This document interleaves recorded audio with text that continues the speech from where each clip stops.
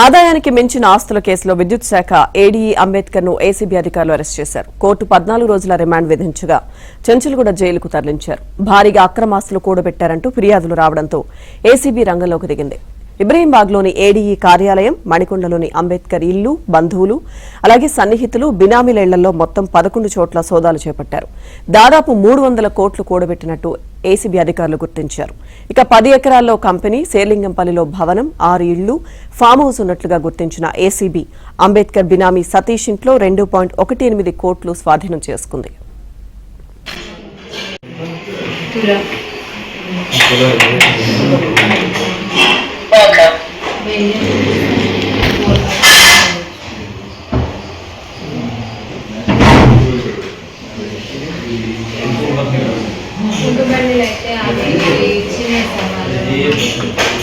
అది ఏదైనా ఏముండదు సార్, వీటిలోనే మా పాపలు కూర్చున్నప్పుడు ఓటింగ్ కూర్చున్నప్పుడు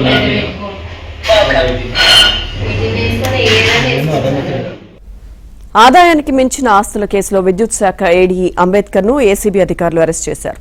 కోర్టు 14 రోజుల రిమాండ్ విధించగా చెంచులగూడ జైలుకు తరలించారు. భారీగా అక్రమాస్తులు కూడబెట్టారంటూ ఫిర్యాదులు రావడంతో ఏసీబీ రంగంలోకి దిగింది. ఇబ్రహీంబాగ్లోని ఏడీఈ కార్యాలయం, మడికొండలోని అంబేద్కర్ ఇల్లు, అలాగే బంధువులు, సన్నిహితులు, బినామీల ఇళ్లలో మొత్తం 11 చోట్ల సోదాలు చేపట్టారు. దాదాపు 300 కోట్లు కూడబెట్టినట్టు ఏసీబీ అధికారులు గుర్తించారు.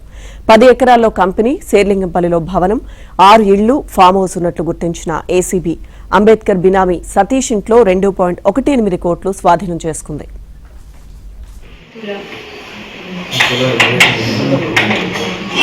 Okay.